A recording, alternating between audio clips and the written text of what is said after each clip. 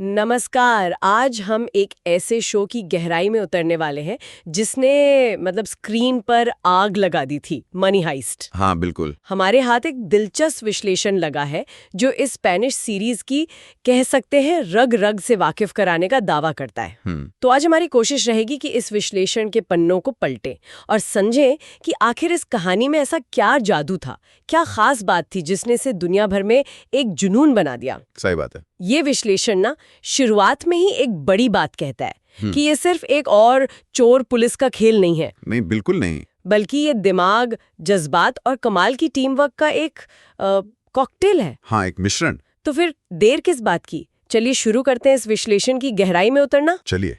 सबसे पहले कहानी की बुनियाद पर आते हैं। यह विश्लेषण बताता है कि कैसे पूरी कहानी द प्रोफेसर नाम के एक रहस्यमयी मास्टरमाइंड के इर्द गिर्द बुनी गई है। हाँ, प्रोफेसर। एक ऐसा शख्स जो स्पेन के रॉयल मिंट और फिर बाद में बैंक ऑफ स्पेन को लूटने के लिए एक अनोखी टीम तैयार करता है। और टीम के सदस्य भी कोई कम नहीं। वो नाम हाँ। तो क्यों, बर्लिन, रियो, नैरोबी, शहरों के नाम वाले ये किरदार हर एक अपनी कहानी कहता है। बिल्कुल। और यहाँ विश्लेषण जिस चीज पर सबसे ज्यादा रोशनी डालता है वो है कहानी का अप्रत्याशित होना। हाँ, अनप्रेडिक्टेबिलिटी। बिल्कुल।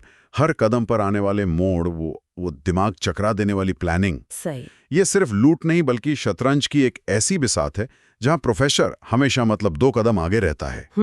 विश्लेषण का तर्क है कि यही अप्रत्याशितता दर्शकों को बांधे रखती है। ये सिर्फ क्या होगा का सवाल नहीं है बल्कि कैसे होगा की उत्सुकता है जो लगातार बनी रहती है। सही कहा। प्रोफेसर की हर चाल, हर बैकअप प्लान वो दर्शकों को सोचने पर मजबूर कर देता है। बिल्कुल। हाँ, वो प्रोफेसर का दिमाग वाला एंगल तो वाकई कमाल का है। लेकिन किरदारों का क्या? विश्लेषण तो उन्हें इस सीरीज की जान बता रहा है। हाँ, ये बहुत महत्वपूर्ण पॉइंट है। प्रोफेसर की शांत रणनीति, बर्लिन का वो शाही अंदाज और खतरनाक तेवर। हाँ, बर्लिन। टोक्यो का बिंदास और बागी रवैया, नैरोबी का जोश और लीडरशिप। लगता है जैसे हर किरदार को बहुत बारीकी से तराशा गया है। और यही बात इस विश्लेषण में उभर कर आती है। ये सिर्फ नाम नहीं है, ये जीते जागते इंसान हैं जिनकी अपनी कमजोरियां हैं, अपनी ताकतें हैं, अपने सपने हैं। विश्लेषण इस बात पर जोर देता है कि कैसे उनके आपसी रिश्ते, उनके टकराव, उनकी वफादारी कहानी को भावनात्मक गहराई देते हैं। हाँ, वो इमोशनल कनेक्ट। हाँ, वो सिर्फ प्लान का हिस्सा नहीं है, वो एक परिवार की तरह बन जाते हैं। एक बहुत ही अजीब और खतरनाक परिवार, बेशक।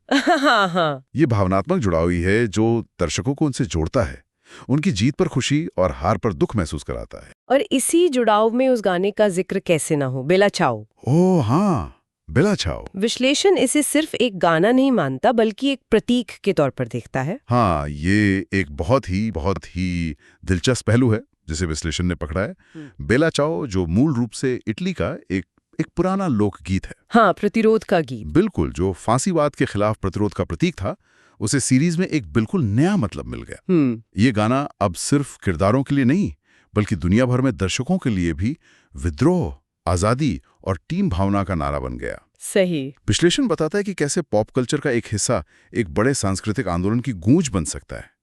ये दिखाता है कि कहानी कहने की ताकत कितनी जबरदस्त हो सकती है। ये तो हुई खूबियों की बात, बहुत सारी खूबियां हैं। लेकिन क्या विश्लेषण में कुछ कमियों का भी जिक्र है? क्या सब कुछ परफेक्ट था? देखिए, कोई भी कहानी शायद ही पूरी तरह परफेक्ट होती है ना। हाँ, ये तो है। और ये विश्लेषण भी ईमानदारी से कुछ बातों को सामने रखता है। एक आम आलोचना जिसका जिक्र विश्लेषण में भी है वो है कि बाद के सीजन में कहानी थोड़ी खिंचती हुई महसूस हुई। अच्छा, ये पॉइंट उठाया गया है। हाँ, कुछ लोगों को लगा कि कहानी को शायद बेवजह लंबा किया गया और कुछ घटनाएं दोहराव जैसी लगी। अच्छा, तो ये चुनौती सामने आई। अक्सर ऐसा होता है जब कोई सीरीज बहुत ज्यादा कामयाब हो जाती है, उसे लंबा खींचने का दबाव बढ़ जाता है। बिल्कुल। हाँ।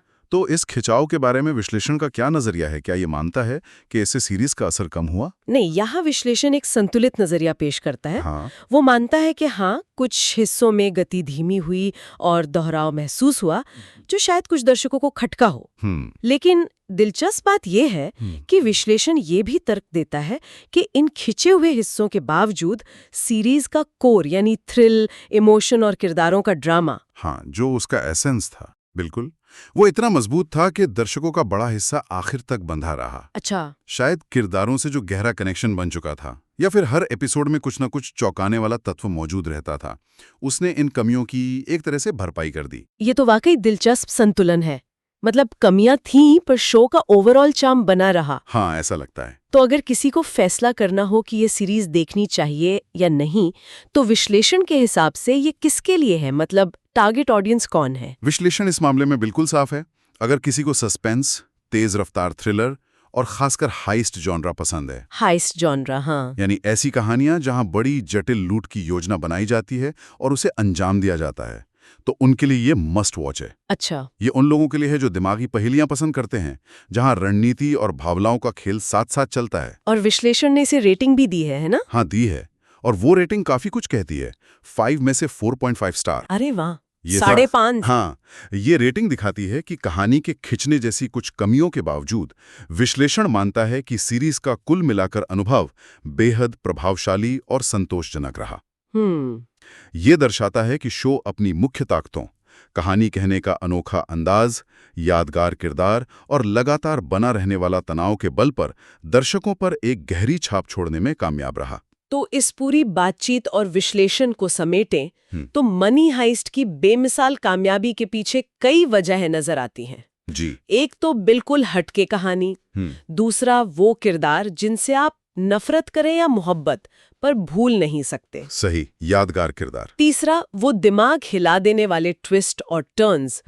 और चौथा बेला चाओ जैसे गाना जो शो की पहचान बन गया। बिल्कुल। और जिसका अपना एक अलग कल्चरल इम्पैक्ट हुआ। बिल्कुल। ये विश्लेषण हमें सोचने पर मजबूर करता है कि आखिर वो कौन सी चीजें हैं जो किसी कहानी को सरहदों के पार ले जाती हैं, उसे ग्लोबल बनाती हैं। हाँ, ये बड़ा सवाल है। क्या ये सिर्फ कहानी कहने का नया तरीका है, या किरदारों की वो गहराई जो हमें उनमें अपना अक्स दिखाती है, या फिर वो सांस्कृतिक तार छेड़ने की क्षमता जैसा बेला चाओ ने किया? इस विश्लेषण के मुताबिक मनी हाइस्ट में इन सभी का एक कामयाब मिश्रण था। दिमाग भी, दिल भी और हाँ, स्टाइल भी। बिल्कुल। यहाँ एक और सवाल मन में आता है, खासकर जिस तरह से विश्लेषण किरदारों पर जोर देता है।